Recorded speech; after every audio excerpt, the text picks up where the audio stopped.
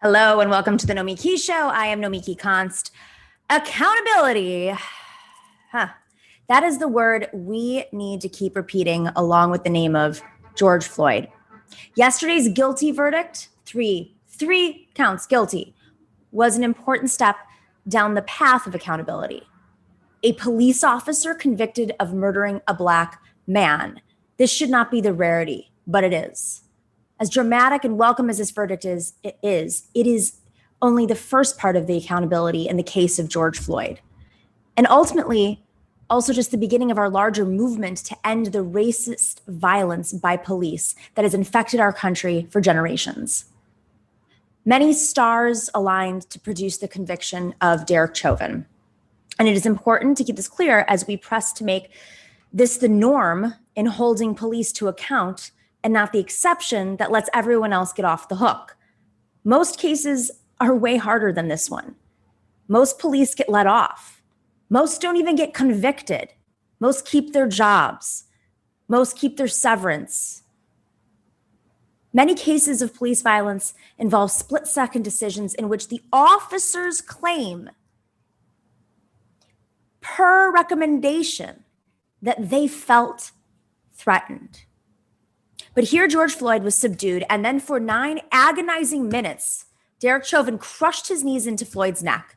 In so many cases, it is the word of the police officers against the word of some witnesses, usually Black or brown, but not in this case. In this case, a brave teenager recorded the entire horrifying event on her phone. And in many cases, the prosecutors would rather the case go away. But here in Minnesota, the Attorney General, the state's first Attorney General of color, spared no effort or expense to mount an effective prosecution. We know who his name is. It is Keith Ellison.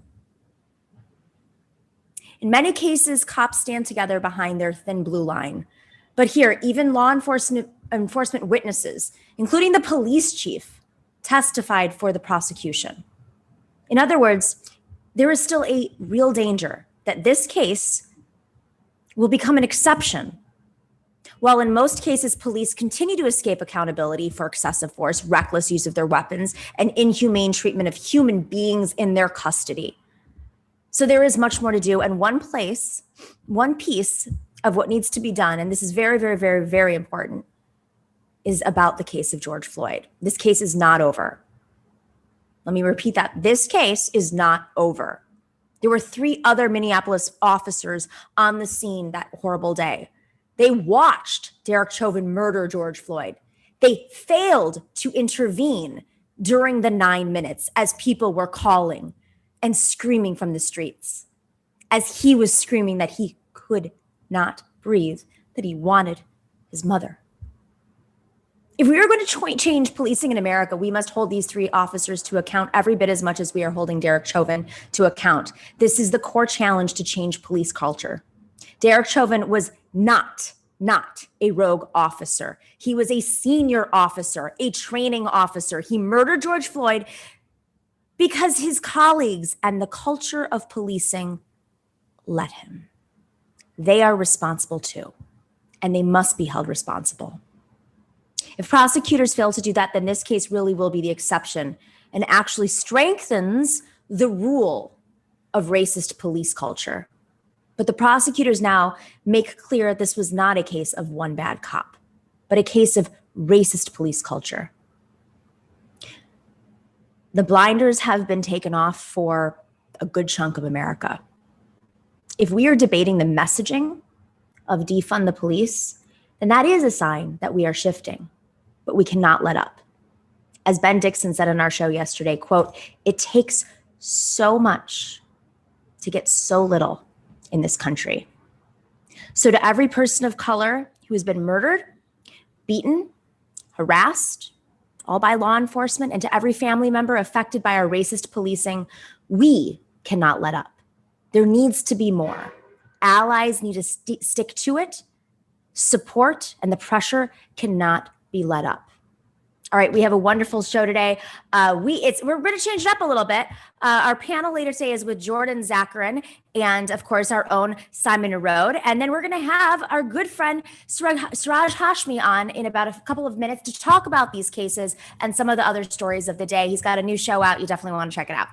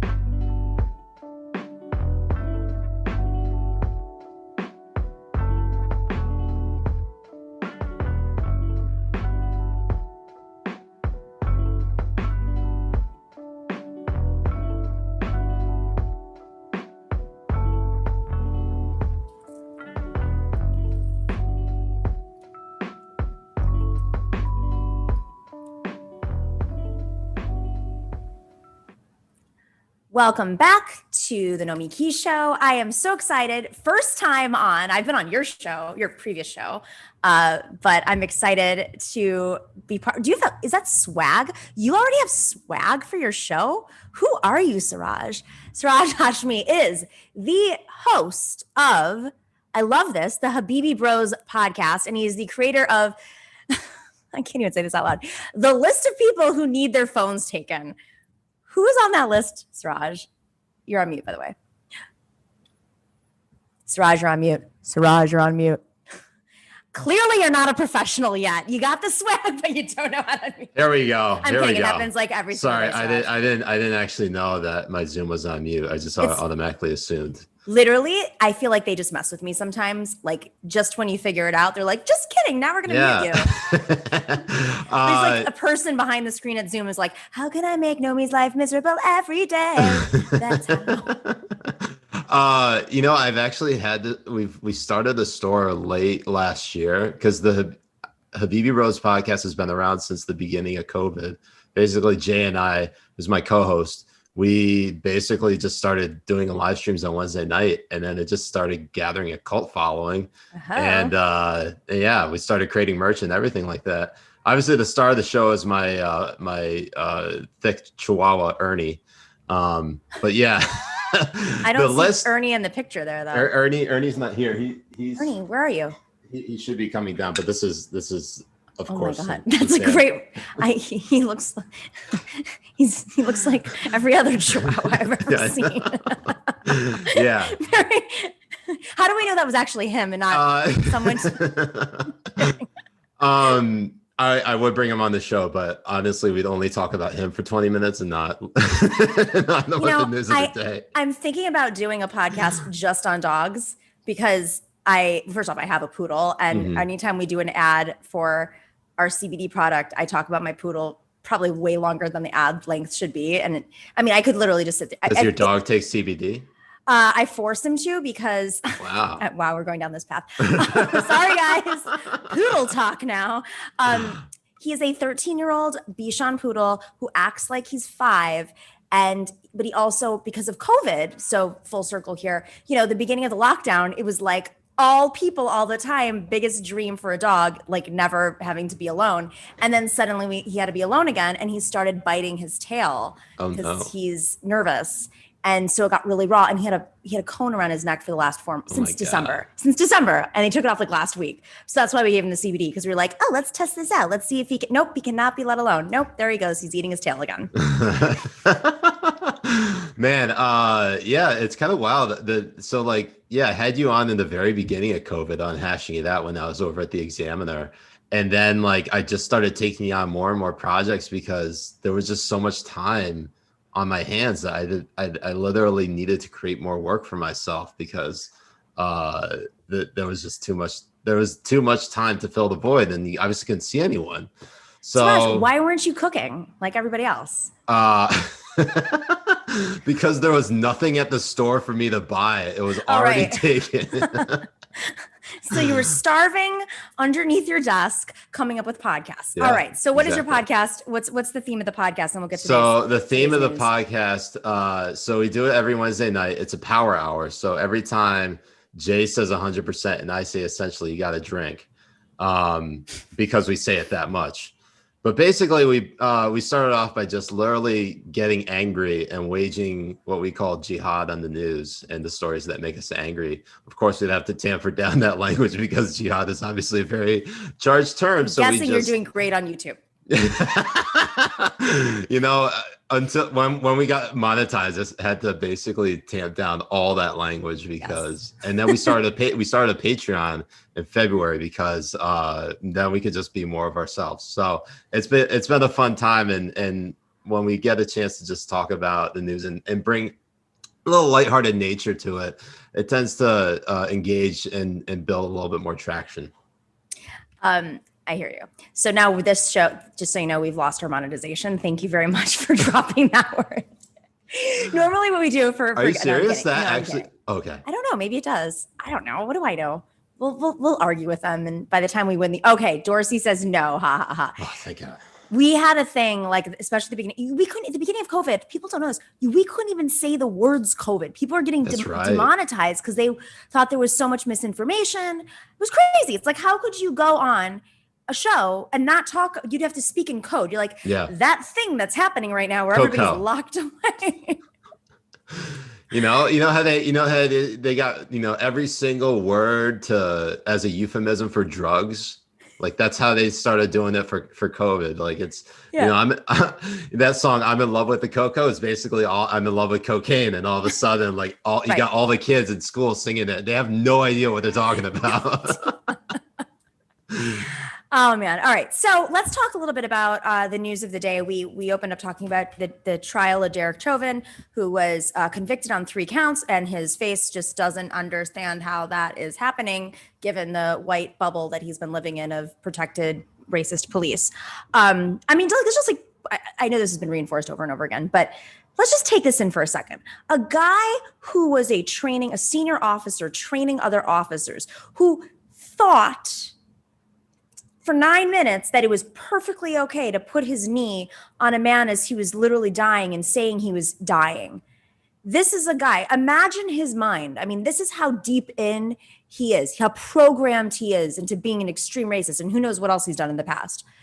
That, like, I think that photo of him being convicted and like all of the memes going around, I mean, can you imagine that what's going and what that represents to other officers who might be in the same situation right now? I mean, what's your take on just like bursting the bubble of the police basically having to admit that they have racism in their departments? Right. So the Derek Chauvin instance, and this is an interesting one because I've seen some people on the fringe right try to say obviously that Derek Chauvin did nothing wrong.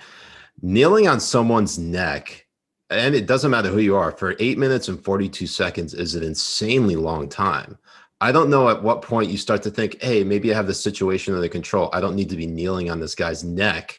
I mean, where was the resistance in terms of actually making an arrest here? I mean, if they were actually detaining George Floyd and they had him in handcuffs, a knee on his neck is not going to like change the situation. At that point, you're literally killing the guy. And the examiner report, the medical examiner, even if George Floyd had drugs in the system, which it was fentanyl, that's not what killed him. What killed him was the knee on his neck. That was the catalyst that led from life to death.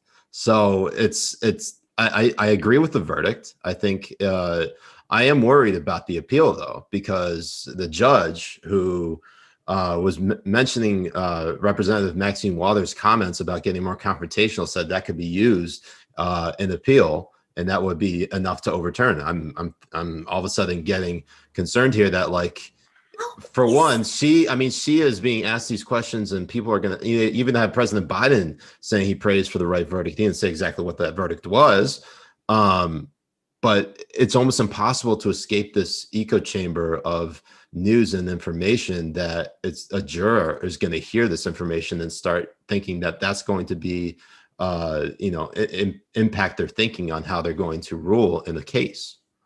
I mean, but I'm so not in the camp of thinking and that Maxine Waters, and I have criticisms of Maxine Waters. I've debated her before and the platform committee meetings. I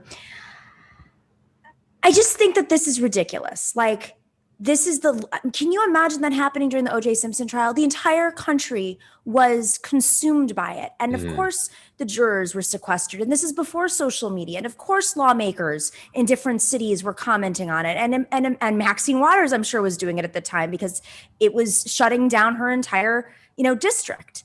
I mean, cities across America, I was talking to my mom yesterday, who's in Los Angeles. She's like, everything is boarded up. You can't escape that. Right. And I mean, that's the job of having a sequestered juror. It's not the duty of the world to operate. And I think if I were the lawyer, I would be arguing this. It's not the duty of the world and lawmakers who are not part of this case to operate as if, in fear. Like the world has to go on. Things happen. I mean, if the jury was truly sequestered and they had no access to any of the information, it's really the judge who poisoned them by mentioning all these comments. That's one thing you got to pay attention to there. Cause actually there is, I don't know if I know that I've been reading a book over the last week. He's actually going to be on our show. He's probably not a huge, I'm sure there are not many people who are fans of his, but he's an interesting figure, and that's Glenn Greenwald, and his reporting specifically on his reporting on Operation Car Wash. So we're going to have him on the show this week to talk about it. And that's the first time I'm teasing that. But I was reading his book, and interestingly enough, the judge that they were doing the reporting on, Sergio Moro, he was the one person who was basically the judge and jury.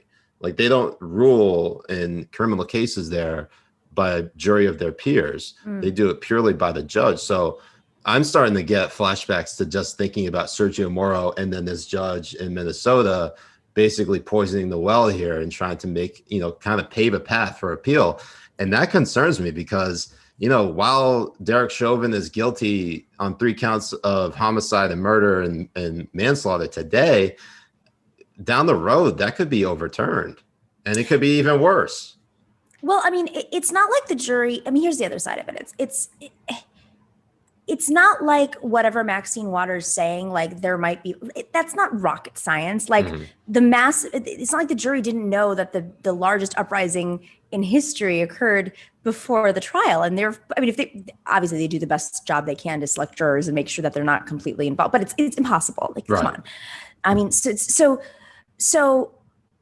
I don't even know if that would have actually influenced them because they lived through the last year and saw the streets and knew what the effect of this trial would be. Furthermore, I mean, what's really strange about this is that this judge in particular has a very good reputation for being fair and very reasonable. And so I've been reading some of the legal response, and I think they've been baffled too that it was completely out of his character to do something like that. I mean, it's interesting. And then you have the other officers who are now going to have to go through trials as well. And will that be framed by this ruling? And we're human. At the end of the day, our justice system is clearly imperfect in so many different ways. It's certainly better than most countries, that's for sure. Fair enough.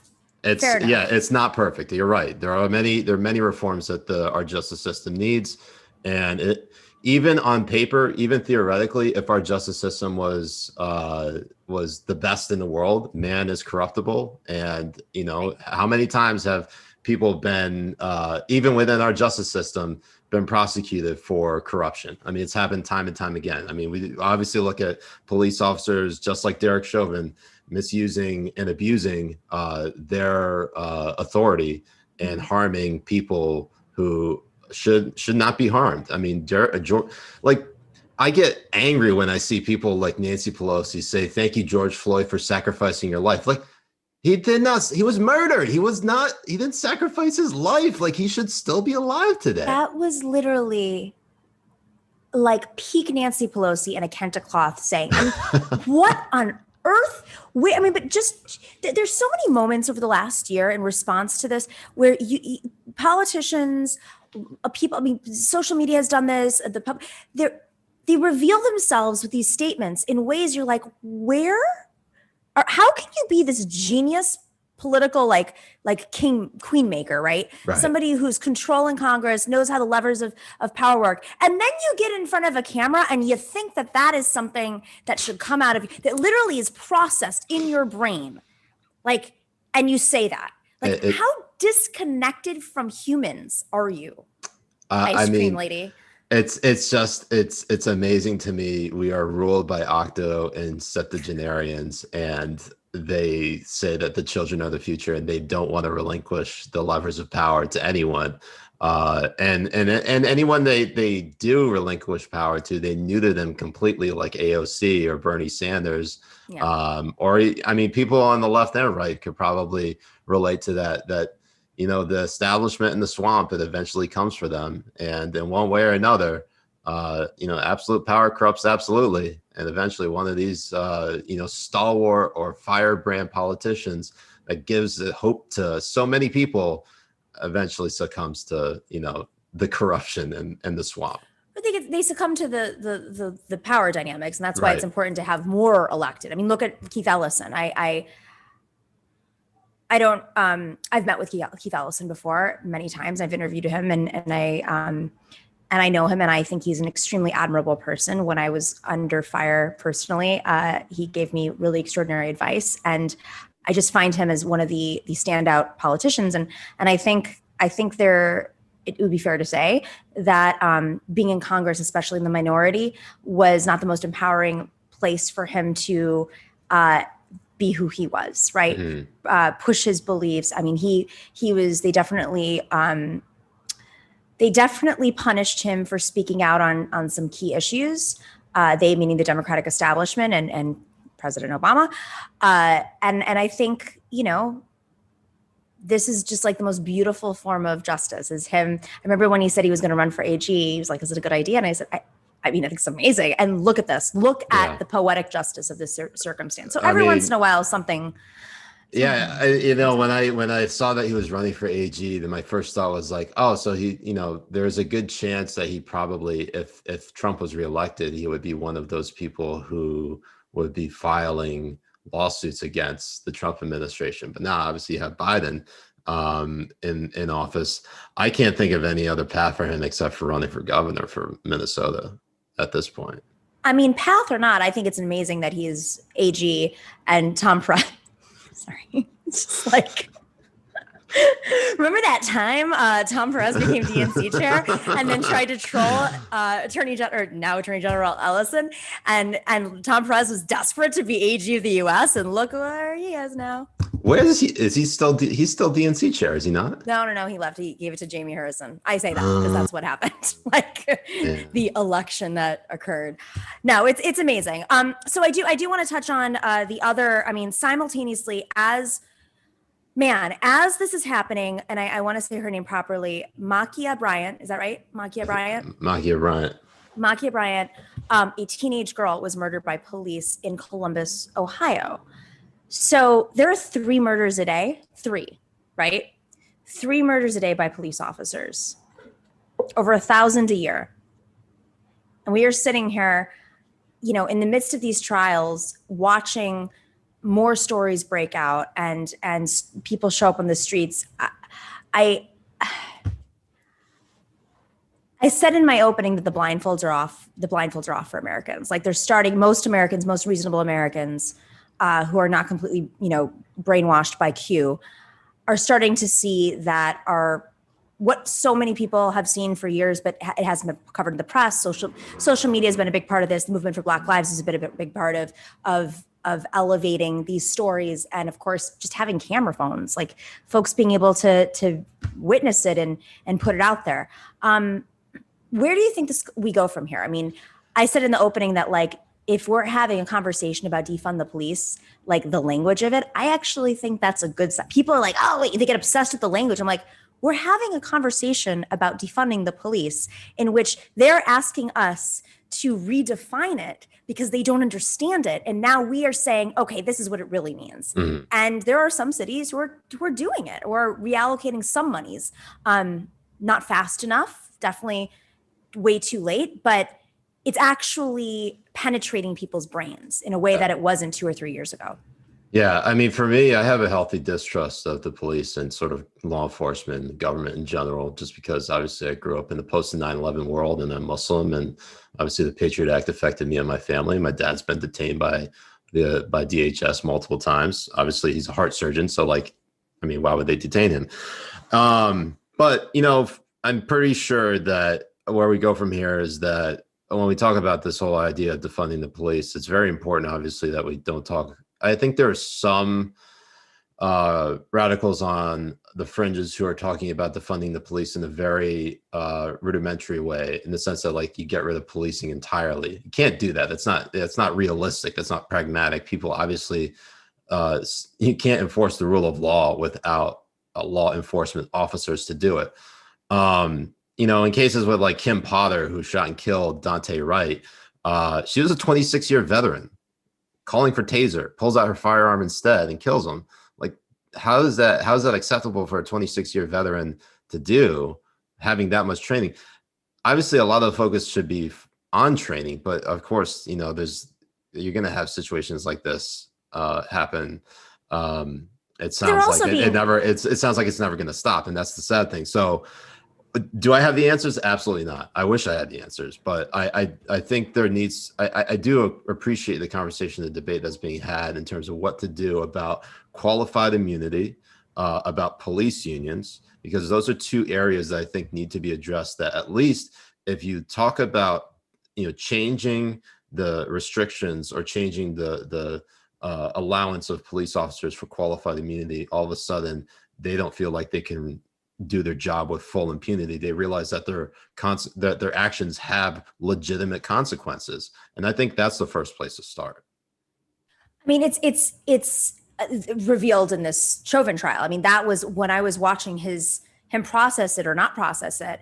To me, it was like the bubble of qualified immunity has just been burst, and now potentially every officer in America realizes that they're not protected, and the union has just potential. I mean, they're going to obviously rev up their as much as possible, but the issue that they're facing, and it's really been the third rail of politics in most cities in America, is Democratic mayors do not want to touch police unions. And the tide is moving ever so slightly that now I think police unions, especially after this trial, are seeing that this may not work anymore. Yeah, and I also think with Trump not being in office, right, the window is sort of open, or at least the Overton window, in terms of trying to take that opportunity to go after the police unions and basically show them that they don't run the city anymore. Right. That might be, I think, a huge factor in how this is all playing out. Well, in a city like New York City, a majority of police officers are coming in from outside of the city. So they literally are trying to run the city that they don't live in, number one. But I mean, they're tremendously powerful. We saw yesterday in Florida that the police chief, there was a police chief, I believe the police using the union as well. I don't want to mess that up, but I mean, he was, I think, in union leadership as well. Appeared with DeSantis, basically telling liberals to not register to vote in Florida, because they didn't, because it's insane. It's just like they're so overtly political because they have this new bill that they're introducing that creates, if there's 2 people, you're a mob, 3 people, it's a riot. So what? I wonder what kind. Oh yeah, this is a new bill. We'll cover. It's a way to basically prosecute and discourage riots and protests. Certain types of rioters. I'm going to guess that they're not doing that on the Trump golf course when there's 3 fat white dudes. Three's company. Just gonna guess. But you know what you say in terms of there are some people who want to eliminate the police. You know, I'm a big believer of go for it all and then end up in the middle. So More power to you folks. You could call that the art of the deal, right, Nomiki? Yes, or union bargaining. Go for it all. I mean, that's what the Republicans do. Yeah. I mean, that's the thing is you find that middle ground somewhere, and that's kind of the rule in negotiating, it seems, nowadays. Well, if the root of the police force was literally to protect property against slaves rising up, I'm going to say maybe we need to reinvent what law and order means in America. Maybe it's, I mean, first off, there's a big question about how much of what law enforcement does is actually, creating order and not creating more chaos and disrupting communities. Because the stuff that they're patrolling for in communities of color, much of that happens in whiter, wealthier communities as well. And it doesn't seem to disrupt whiter, wealthier communities. So, there's obviously a lot of other stuff here too. Just look at the opioid epidemic. Nobody started to care about it until white people started dying. Exactly.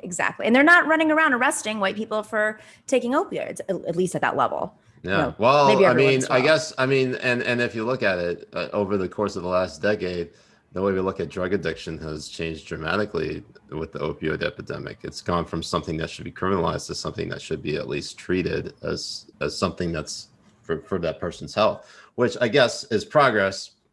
Obviously, you don't want to have it go down that route, because obviously that kind of that's a reflection of kind of how we as a society are kind of racist, but oh geez, what a wake-up call, America. But at least there's progress on that end. Yeah, it just took some white people to create. It just took John Boehner investing in a weed company. Man, John Boehner, what a wild one. What a wild one. Suraj, where can we check out your show again? Let's we're on YouTube, Habibi Bros, or you can check us out on Patreon at patreon.com/Habibi Bros. And Wednesday you can find nights? me Wednesday nights. We also do a show on the weekends that comes out on Saturdays. You could also just find me on Twitter at Siraj Hashmi. You're very spicy on Twitter, very twitchy on Twitter. I was like reading your Twitter. I was like, I don't even understand. It's like you and Hassan. I'm like, what language are you speaking? I've known Hassan for a long time. I'm like, when did he change his language to Twitch? Can I tell you something? Literally last night when I was replying to that Las Vegas Raiders tweet, you saw that one that said, I can breathe for 2021. I did, yeah. Someone responded to my tweet saying, aren't you that dude from TYT, that Turkish dude from TYT? So I guess Hassan and I are the same person now. America, racist. Breaking news. Racism on the internet. Islamophobia off the charts right now. Oh man. It's okay. At least they didn't compare me to a Turk because I'm Greek. Yeah, so that would be really problematic. That would be treasonous right there. Treasonous. Yeah, very much so. Although I do love Turkey. Just wait for it. Give it 5 seconds. I'm going to get the Turkish trolls. Last time I did an Erdogan piece, I was swarmed with Turkish trolls, like Erdogan trolls, I should say. He was insane. So give it 2 seconds. It was all Hassan and his simps. No, it wasn't. He's on the opposite side. He's on our side. Oh my God. I'm just kidding. I'll take his trolls. It's better than the force of the vote trolls. All right, Suraj, go check out his show. You can check it out on Wednesday nights. What time on YouTube? 10 p.m. East. 10 p.m. Eastern. Good time.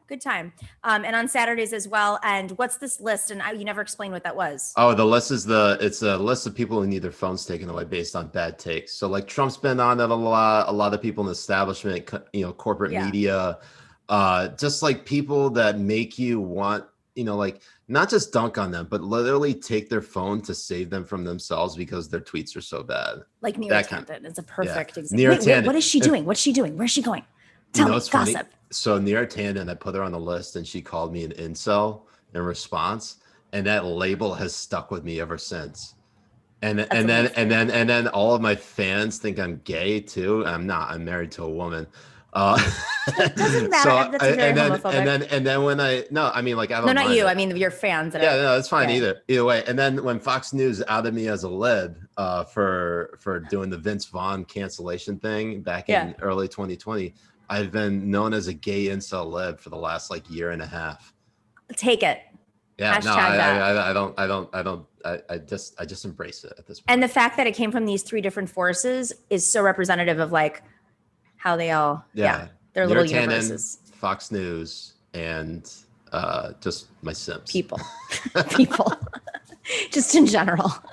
Awesome. All right. Where can we find that list? And I want to see who else is on it. It's on Patreon. It's patreon.com/Siraj Hashmi, but you can also just follow me on Twitter because I post it there publicly. You make money off of just creating a list of people who can. Yeah. And every Monday night on Twitch, I actually compile the list, and I actually invite my audience to vote on one of the worst takes. So this is so amazing. Yeah. So, and that's twitch.tv/Siraj Hashmi if you want to find me on there. But it's all on my Twitter. You can check it out. Love it. Now I need to do something like that. Wait, you can literally make money off of creating a list. This is the easiest cash flow ever. Yeah. You're such a, what do they call everybody who's just like constantly trying to, grifter. That's the word that everybody uses. Yeah. You're such a grifter. No, grifters are people who are attaching themselves to like Hillary Clinton and like creating podcasts off of her. Entrepreneur. We could go with entrepreneur, but I'll just embrace every bad label I can get. We should do a show called Grifters. Yeah. The Grifters. Absolutely. Yeah. Totally. We'll pitch it to Netflix. And you'd have to pay $69,000 to watch it. An episode. Per episode, exactly. You hear that, Netflix? That's what it's going to cost. Boom. All right, Siraj Hashmi, always a pleasure to see you. Thank you, Nomiki. Talk soon. Can I wait? Do you have people that are not bros on your show? What do you mean? Like, do you have guests that are women? Absolutely, Nomiki. Would love to have you on. Beautiful. See, I just pitched myself. Boom. $69,000. Let's go. All right, take care. All right, you too. Take care. Bye-bye. We will be right back with our fabulous panel, Simon Narode and Jordan Zakarin, to talk about today's news. More of today's news. There's a lot. There's so much news. I just kept. So we're going to try to get as much in. All right. Be right back.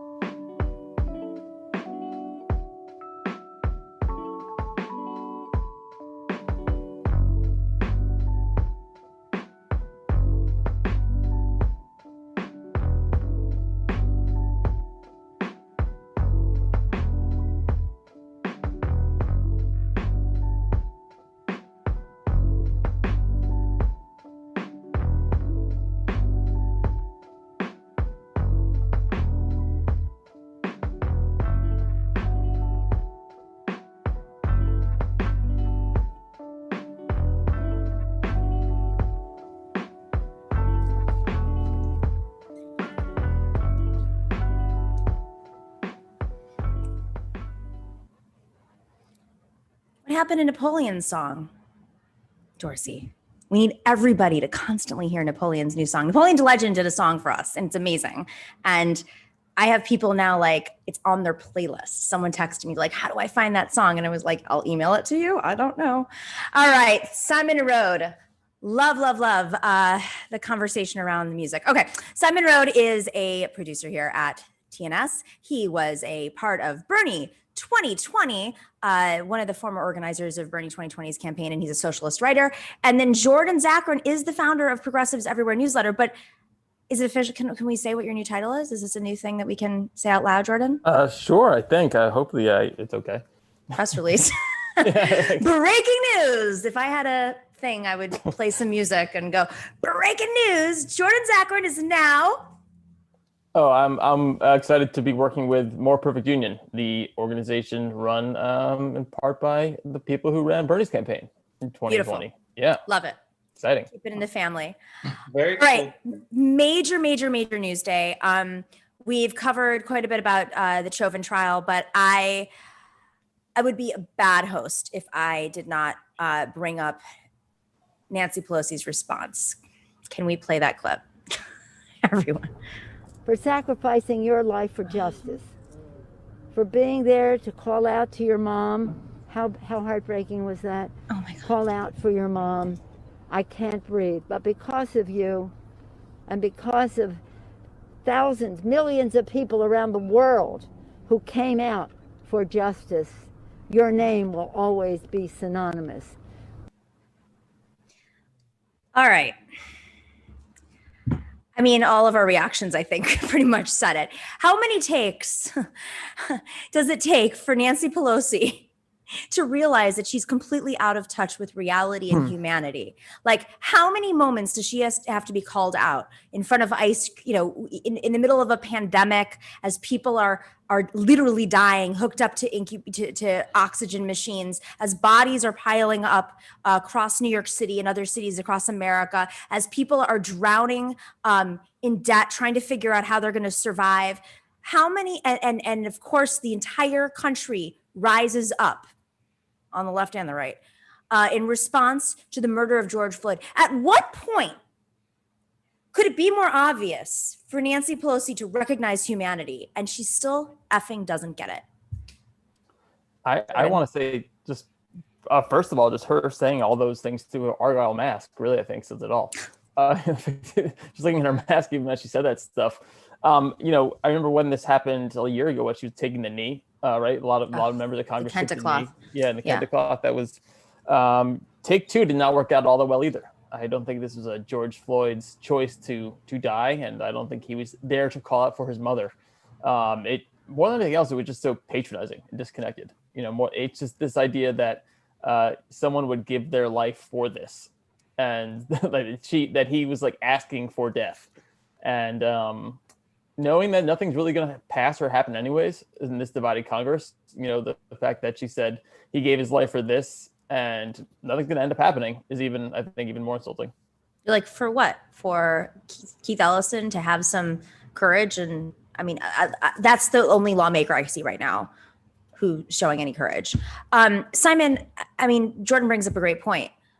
She didn't even mention the police and they murdered him. It wasn't he chose to, what the fuck? She's not going to get it. She's there's nothing that's like, if it hasn't happened yet, it's not going to happen for her. It's not going to click. And yeah, she's got to go. She doesn't represent the country right now. She doesn't understand what's going on. George Floyd is obviously not a martyr. He's a victim. He didn't put his life on the line to make some political statement. Right.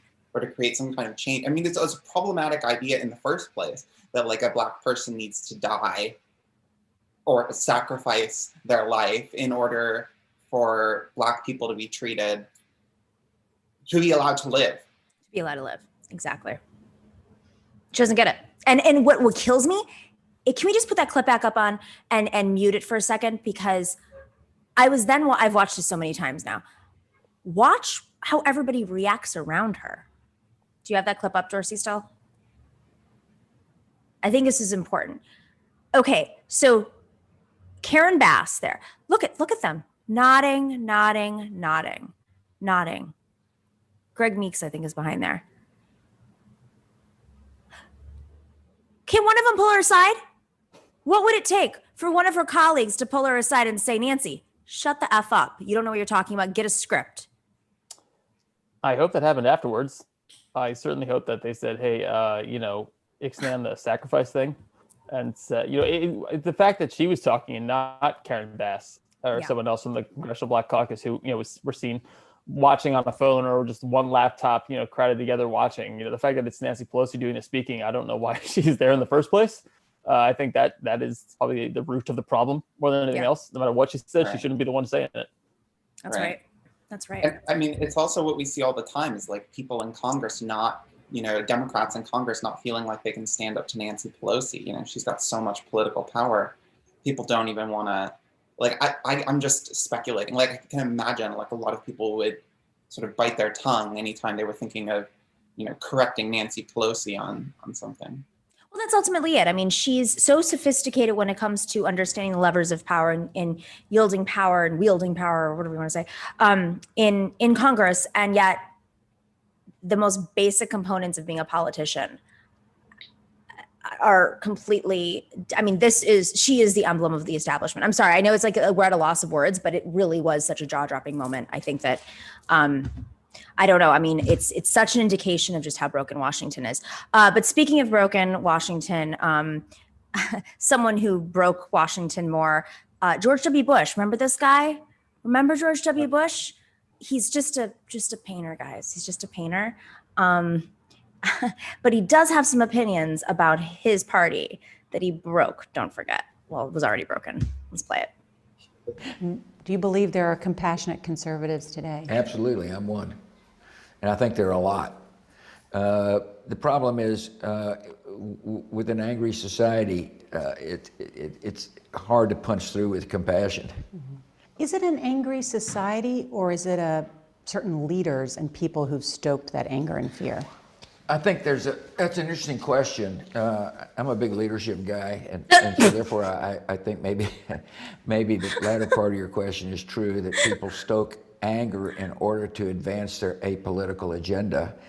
I do believe there is a more, my dad spoke kinder and gentler, and he truly believed it, and I believed in unifier, not divider, and they just can't be empty slogans. You have to believe it in order to be credible. I think that, yes, it's going to require leadership to help heal wounds. Yeah, he really brought America together. You got to say that. If there's one thing you can say about George W. Bush, is that when he left office, America was feeling upbeat, and there wasn't much anonymity. Animosity amongst everyone here. I think when he left, I was just really missing the guy because I miss his leadership. Yeah, this is the guy who had the lowest approval rating of any president when he left office prior to Donald Trump. Literally. I mean, this is the guy who could not drive down any streets without having like hundreds of people protesting him as he left Washington. I mean, and the crazy thing to me, Simon, is he's using the same lines that he was mocked throughout his presidency. Yeah. I'm like, what is this script? What? Like, exactly. He's like a programming, like a dummy. Like, when I'm not painting, I'm just using my old talking points. I was thinking the exact same thing. I was thinking that, and I'm so glad you brought up like how people hated him. Everybody in America seems to have the shortest memory, but like, don't you remember when he was like unique evil and the worst president we've ever had, and we have to vote blue no matter who, because like this whole thing, like he lied to the whole country and is responsible for so many deaths. He's a war criminal, and he's allowed to just be on TV now calling himself compassionate with no pushback. What? Hello? And a painter. I think the Obamas, they were in a tough spot. I think, not that I have a million great things to say about President Obama's presidency, but the embrace of George W. Bush, I think, it absolved him in some ways of so many of the awful things that he did. And I think also, just having worked in the news media long enough, there is, people in the media are kind of like part of the power structure. You need to be nice to people. You need to have access to people, and there is a normalcy, and like people want to continue. There is this tradition where you embrace ex-presidents. It's apolitical. And that's how it works. And just because George W. Bush was elected and, he left the office because his 2 terms are up without, I guess, any sort of revolution, now we can say, well, George W. Bush was part of that process. He may have not been a great president, but, we got to respect the office. We got to respect the person, which is insane. I mean, like Simon said, he's a war criminal. He was, so many people went bankrupt under his presidency. There's nothing good about the guy. I guess, like, maybe compared to Trump, he's not going to, like, I don't know, yell at racial slurs like right in front of people. He'll just keep that behind closed doors. But the tradition we have for these people is absurd. Exactly. But yeah, Jordan, like, we need to stop comparing everyone to Trump. Like, right. Trump cannot be the bar that the bar should not ever be that low. No, you're right. Yeah. I mean, you can't, and this is like, because when you create the narrative of Trump being the bar, it creates a space for these right-wing apologists to come in that are on the left saying, well, but Trump was not that bad on foreign policy. And then you create this new dynamic where suddenly, I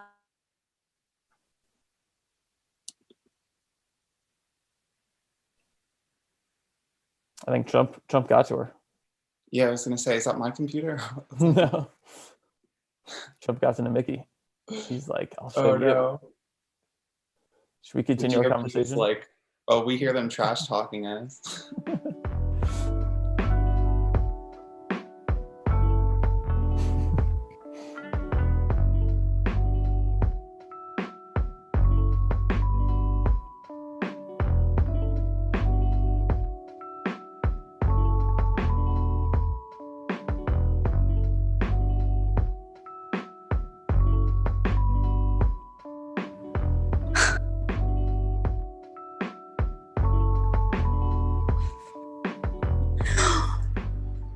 Well, that was weird. Where did I lose you guys? Zoom just booted me and then put me back on. Wait, Jordan, you're on mute. Oh yeah, you were in the middle of talking about why we should not be comparing everyone to Trump. Yeah, so we're sitting here. I mean, when we are using Trump as the metric, it's creating this new space. I mean, I can't tell you how many leftists or supposed leftists are saying, well, Trump isn't that bad, and it was actually Bush that was worse, and Trump put our republic at risk. We were like literally 20,000, 30,000 votes away from another round of Trump, who's dismantling every single institution in our country and putting in folks that are going to be there for decades and enabling the gerrymandering. And I mean, civil rights. There's so much that he did domestically that was dangerous. And because there's this like, well, but George W. Bush, Iraq war and Afghanistan, you know what I mean? There's no, like, it's not a debate between the two of them. That's not where we should be holding our society. We should be talking about a more perfect society and what it means to have stronger institutions in this country that protect our republic, and what it means to not be interventionist, not to be dependent on a defense budget. I mean, those are the conversations we should be having, but I'll get off my soapbox. Guys, all right, one more thing. This one's fun. Speaking of just sort of how George Bush kind of rose up. We've got Fox News. Fox News, of course, was one of the most incredible apologists for George Bush. Let's play that clip of Fox News covering the Green New Deal being reintroduced.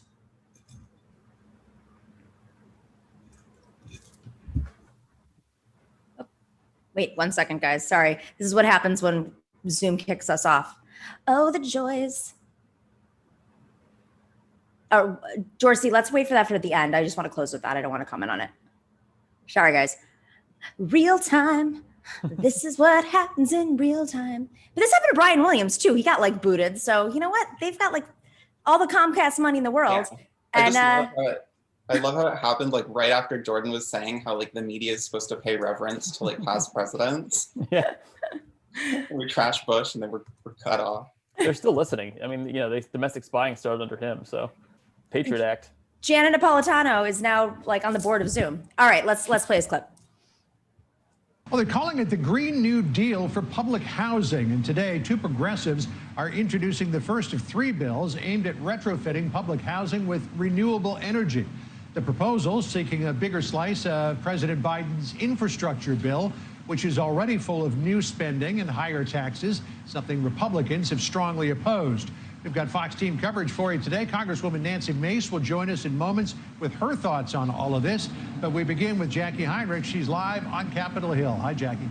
Hey, John. I asked Senator Ed Markey and Congresswoman Alexandria Ocasio-Cortez about the leverage progressives have to push the Biden administration for an even bigger infrastructure plan, given that the margins are so thin. Democrats could only stand to lose a handful of votes, and they said it's absolutely a push on President Biden and other Democrats to go bigger. This proposal would more than triple Biden's investment, retrofitting public housing with renewable energy in an effort to tackle both environmental justice and the climate crisis. AOC told me they're not reintroducing it now because Biden hasn't budged. In fact, she said this administration has shown a commendable adaptiveness, pointing to the Climate Unity Task Force Biden and progressives took up last year when Biden became the nominee. But they also said Republicans are far, far afield. This is less a message to the GOP than their Democratic colleagues. Okay, so. But if they don't. We can there. So, it's interesting that they're talking about the dynamics and they're putting this Green New Deal forward. There is something that's important to note here. New York City, which is obviously the largest city in the country, I have to just give a shout out to Councilman Kostatanidis, who for, I think, like 8 years was beating the drum on retrofitting public housing and making them energy efficient, because what people don't understand usually is that the number one cause of emissions in New York City is from housing, natural gas leaking out. And public housing in New York City is obviously they're extraordinarily outdated, and there's a federal aspect to this. So this is something that, a very simple, well, not very simple, but they just passed this legislation in New York so that moving forward, there is modernization essentially in retrofitting as well. So big deal, but for public housing, it's different. It's not regulated the same way. So just rapid round here, guys. why do you guys think, what's the strategy here? Because there's some political strategy here that's sort of outlined. Jordan, go for it. Strategy for Democrats or Republicans? I mean, for AOC and Markey, like bringing the Green New Deal forward again. I mean, look, I think that like right now they're going to start marking up. They're still putting together the infrastructure bill. They're still putting that together. And I think that as we saw in the stimulus, obviously there's a lot of good things in there, but a lot of progressive priorities got left out. And I think that you create this large list of things that need to happen. And, Biden talked about tackling climate change, talked about public housing. You've got to get these things on the table before, so some of them can make it in. I don't think everything from the Green New Deal is going to make it in, but you've got to have your chips on the table. I mean, New York, you mentioned New York. Here we have a lot of legislators and members of Congress who are demanding a repeal of the SALT cap, right? And that's for basically tax rebates for people who pay money on their taxes on their big houses, basically, more or less. And so they're putting that on the table. I think, it makes sense for AOC and Senator Markey to put this on the table and say, look, not everything's going to make it, but we have our chips that we need to get in there as well. Simon? Yeah, I mean, I think the Green New Deal is, always, or like in most cases, like envisioned to be like a collection of separate proposals, right? Like separate bills that we're all going to get passed because the climate crisis is so interconnected to so many other pieces, and infrastructure is just one of them. So I'm glad that this is a start.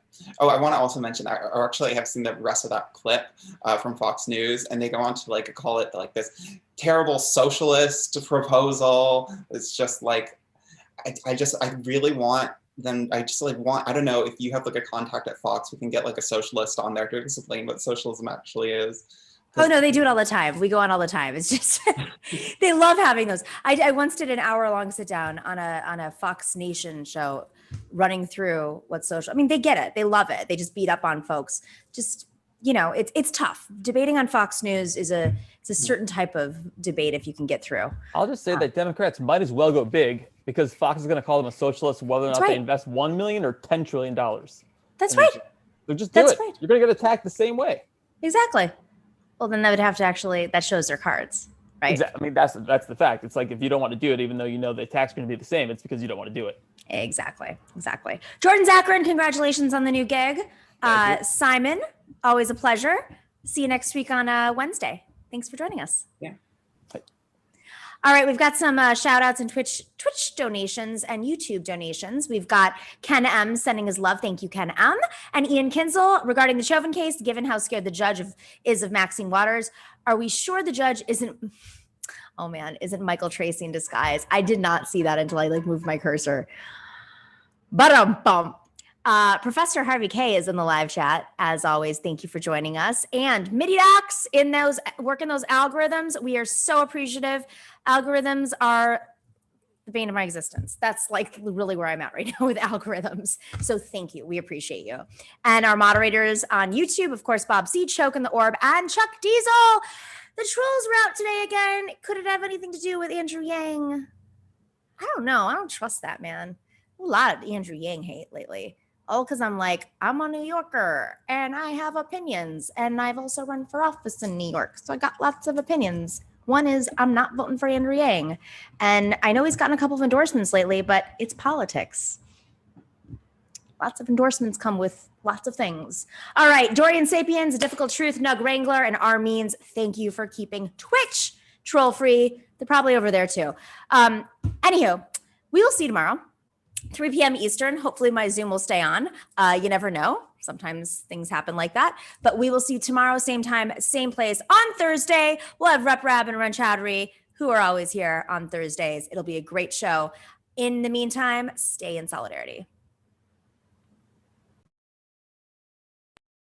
The Nomiki Show. The Nomiki Show. Yeah. Clash momentarily for class solidarity. Cash circulating, give the masses back its currency. Greed from elites, oligarchs stay fed. Deep state, fake fed. Everybody break bread. Racism, homophobia. Republican strategist and former spokesperson for the President George W. Bush. All right, thank you so much for being with us. Thank you. Nomiki, I'll start with you. Who has the stronger foreign policy stance? I mean, this is just an obvious one here. You have Bush, who's basically trying to reinvent history. He's really in a tough position right now. He has no foreign policy stance. Let's begin with that. He has no plans. All he has is criticisms of Clinton. And he seems to ignore the fact that everybody knows this. We got into the war in Iraq because of his brother. Mercedes, is that fair to say that Jeb Bush has no foreign policy? It's not fair. He definitely has very strong plans and ideas in terms of not what to do with foreign policy, which is the key that we're seeing here with President Obama being a weak negotiator and all these deals from Cuba to Iran to the mere fact that for 3 years in 2011, he should have renegotiated a deal with the Iraqi government, and he failed to do so. Tell that to the American families whose sons and daughters have died in the war and have been stuck in the war. You tell that to their families.